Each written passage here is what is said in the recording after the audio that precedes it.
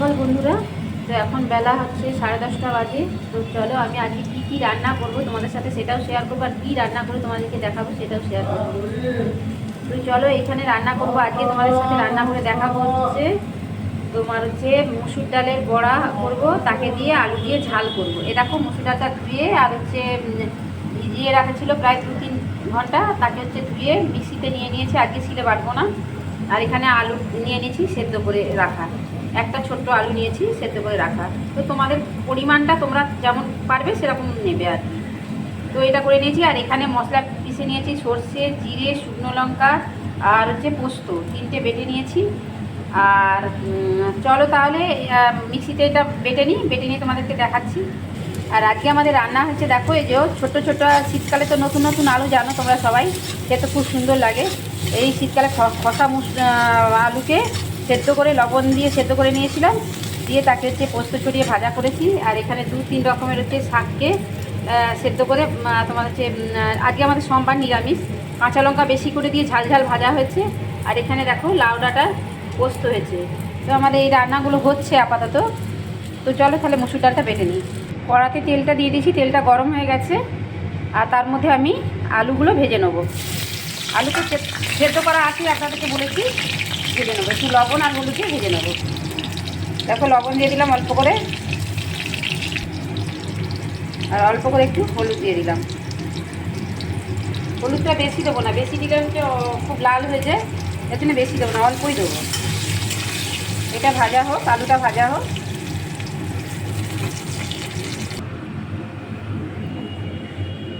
দেখো আমি হচ্ছে তোমার হচ্ছে মসুর ডালটা হাতে করে ফেটে নিয়েছি।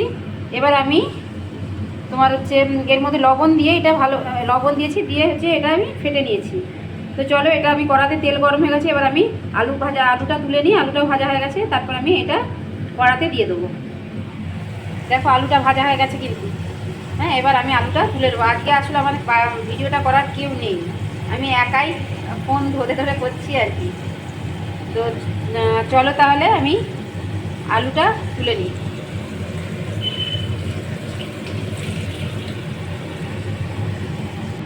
দেখো কড়াতে অনেকটা তেল রয়ে গেছে, তো আমি ওই তেলের মধ্যেই আমি বড়াগুলো ভেজে নেব।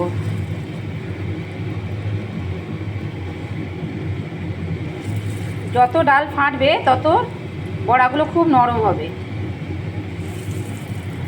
এরকম করে করে আমি একটা একটা করে বড়া করে নেব। আমাদের আসলে মেম্বারটা তো খুব কম, আমরা 3 জন, আমার মেয়ে, আমি, আমার হাজব্যান্ড, তাই আমাদের কোনো কিছু খুব একটা বেশি হয় না, সবই কম কম হয়।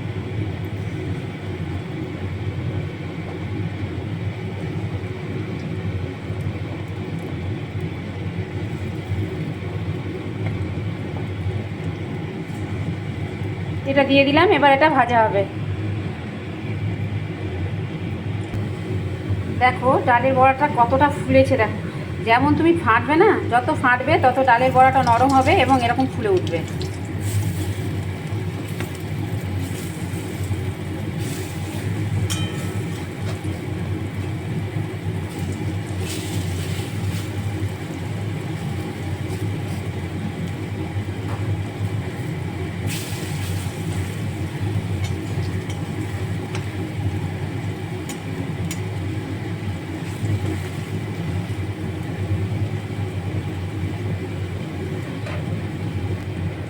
দেখো বড়াগুলো ভাজা হয়ে গেছে, এবার আমি একটা একটা করে তুলে নেব।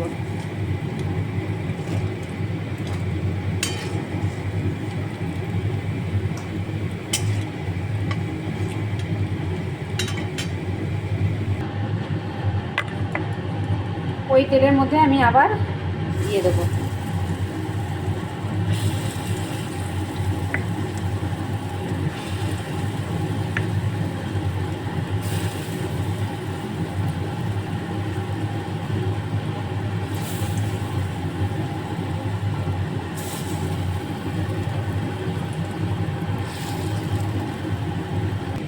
তো চলো তাহলে ডালের বড়াগুলো দেখো ভাজা ভাজা হয়ে গেছে, বেশ লাল লাল ভাজা হয়েছে। তো আমি হচ্ছে বড়াগুলো তুলে নেবো। দেখো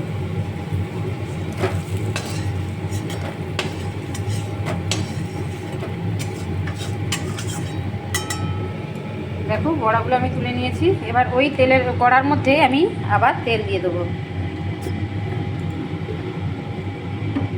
তেলটা গরম হবে, এবার আমি ফোড়ন দেবো শুকনো লঙ্কা আর 5 ফোড়ন। কড়াতে তেলটা গরম হয়ে গেছে, এবার ফোড়নগুলো আমি দিয়ে দিলাম।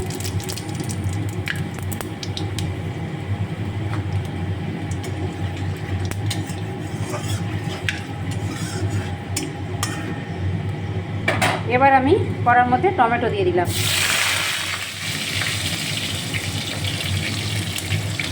এর মধ্যে টমেটোগুলো যাতে নরম, টমেটো তো এমনি নরম আছে, তার মধ্যে তাও একটু লবণ দিয়ে দিলে আর একটু নরম হয়ে যাবে আর কি। একটু লবণ দিয়ে দেবো, লবণ দিয়ে দিলাম অল্প করে।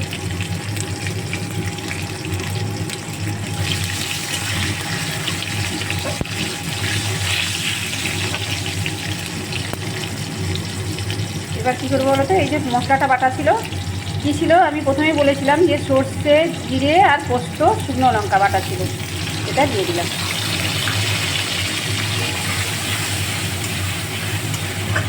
এর মধ্যে অল্প করে হলুদ দিয়ে দেবো, অল্প করে একটু হলুদ দিয়ে দিলাম।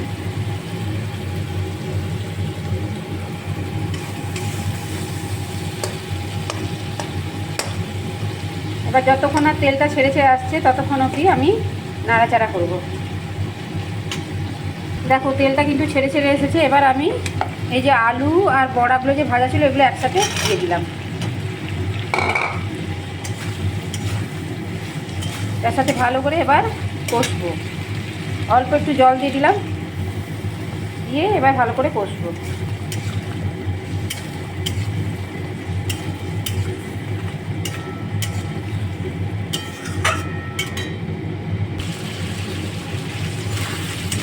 দেখো বেশ গায়ে গায়ে হচ্ছে, তোমার হচ্ছে মশলাগুলো লেগে গেছে। এবার আমি অল্প করে ধনেপাতা কুচানো দিয়ে দেবো,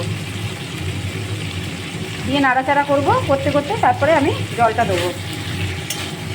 শীতকালে ধনেপাতা কুচানো যাতেই দেবেন তাতেই সেটাই খেতে ভালো লাগে,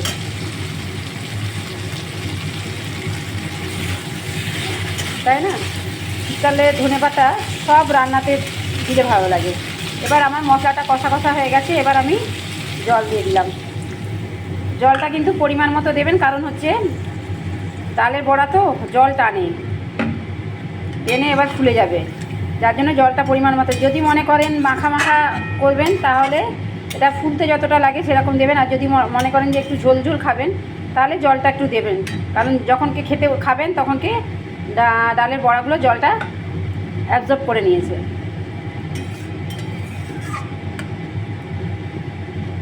এবার আমি দুটো কাঁচা লঙ্কা চেরা দিয়ে দেবো। কাঁচা লঙ্কাগুলো দিয়ে দিয়েছি, এবার এটা আমি ফুটতে দেবো। কেউ যদি মনে করেন মিষ্টি দেবেন, মিষ্টি দিতে পারেন অল্প স্বাদ আনার জন্য।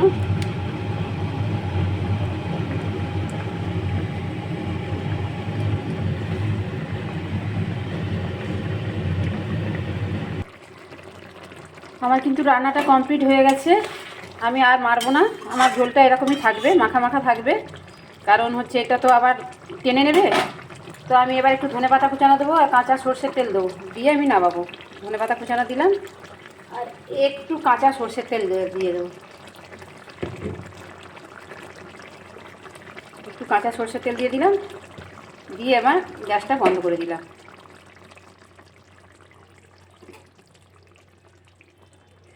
কি সুন্দর বড়াগুলো দেখো নরম হয়েছে, দেখো একবারে নরম, এই দেখো একবারে নরম হয়ে গেছে, কি সুন্দর নরম হয়েছে না। এবার আমি এটা নামিয়ে নিই। রান্না আমার কমপ্লিট হয়ে গেছে, দেখে নাও কত সুন্দর কালারটা এসেছে, এবং ডালের বড়াগুলো কত নরম হয়েছে। দেখো দেখো টিপছি, স্পঞ্জের মতো হয়ে গেছে, দেখেছো? ডালটা যত ফাটবে তত এরকম নরম হবে। আপনারা করে খেয়ে দেখুন, অবশ্যই ভালো লাগবে। যদি ভালো লেগে থাকে লাইক করবেন, শেয়ার করবেন, কমেন্ট করবেন এবং ফলো করবেন। তো চলো, বাই।